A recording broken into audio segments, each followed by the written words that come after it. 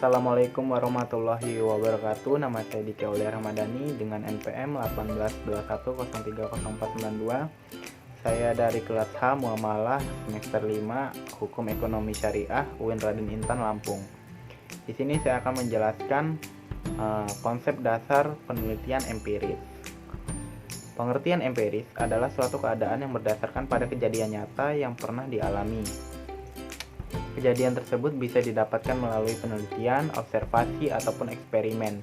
Di dalam empiris, pengalaman atau kejadian nyata menjadi dasar yang sangat mutlak dan peran akal sangatlah sedikit. Bila ada pernyataan data itu empiris, berarti data tersebut didasarkan pada penelitian ataupun eksperimen yang telah dilakukan. Seperti kita ketahui, saat ini segala macam bentuk penelitian didasarkan pada sifat empiris. Jadi semisal kita menulis skripsi atau tesis, kita harus bisa menyajikan data yang bersifat empiris. Itu artinya kita perlu melakukan penelitian ataupun observasi untuk mendukung teori kita. Contoh lain ketika kita sedang mempelajari sejarah dan di dalam pelajaran tersebut tercantum keterangan empiris. Berarti fakta dari sejarah tersebut berdasarkan kisah nyata yang benar-benar terjadi. Fokus utama dari penelitian yang bersifat empiris adalah informasi harus didapat dari pengamatan yang terjadi di dunia nyata, dan pengamatan itu harus disajikan berupa data.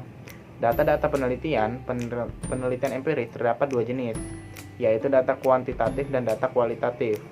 Data kuantitatif disajikan dengan angka, sedangkan kualitatif dijabarkan dengan kalimat. Apabila hipotesis yang dibuat dalam penelitian dapat dibuktikan secara empiris, maka hipotesis tersebut dapat diterima. Contoh hipotesis yang benar adalah ikan paus bernafas dengan paru-paru. Pernyataan tersebut bisa diteliti karena jelas objek kajiannya. Sementara contoh hipotesis yang salah adalah hari ini ada badai atau tidak sama sekali. Jika hipotesis berbunyi demikian, maka penelitian akan sulit dilakukan karena hipotesis terkesan meragukan. Seharusnya hipotesis yang benar adalah hari ini ada badai. Empiris mengandalkan panca indera untuk membuktikan dan menganalisis sesuatu pada panca indera manusia juga memiliki keterbatasan. Sebagai contohnya, saat mata kita melihat sebuah sendok yang sebagian masuk ke dalam air, maka akan terlihat bengkok, padahal sesungguh sendok itu tidaklah bengkok. Namun indera penglihatan kita melihat sendok itu membengkok. Masih banyak perdebatan tentang empiris ini.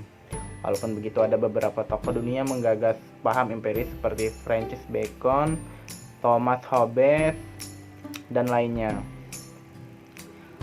Definisi penelitian empiris adalah penelitian yang berfokus meneliti suatu fenomena atau keadaan dari objek penelitian secara detail dengan menghimpun kenyataan yang terjadi serta mengembangkan konsep yang ada. Terdapat berbagai cabang ilmu sosial baik yang bersifat dasar seperti psikolog, ekonomi, pendidikan, sosiologi, ilmu politik, dan lain-lain, maupun yang sifatnya terapan atau administrasi dan manajemen, kebijakan publik, ilmu pemerintahan, pemasaran, perkembangan anak, dan lain-lain. Baik ilmu sosial dasar maupun yang aplikasi saat ini terus berkembang dengan pesat dan mampu menjelaskan berbagai fakta dan fenomena sosial dengan mengagumkan. Pengertian kata data atau tunggal atau datum sangatlah luas. Dalam konteks penelitian empiris biasa dibagi menjadi dua jenis, yaitu data kuantitatif dan data kualitatif. Data kuantitatif di mana data ada dalam bentuk angka atau hasil pengukuran, dan data kualitatif yaitu data yang bukan berbentuk angka, umumnya berbentuk kata-kata. Kedua jenis data di atas membawa konsekuensi jenis penelitian empiris yang berbeda, yaitu penelitian kuantitatif atau menguji data dalam bentuk angka, dan penelitian kualitatif menganalisis data dalam bentuk kata.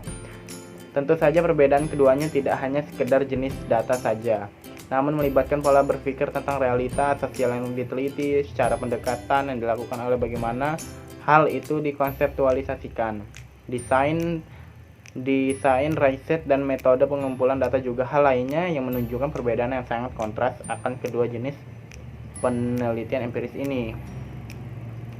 Baiklah, itu saja materi dari saya. Bila ada kesalahan atau ketidakpasan materi, saya mohon maaf. Pada Allah saya mohon ampun. Wabillahi taufiq wa hidayah. Wassalamualaikum warahmatullahi wabarakatuh.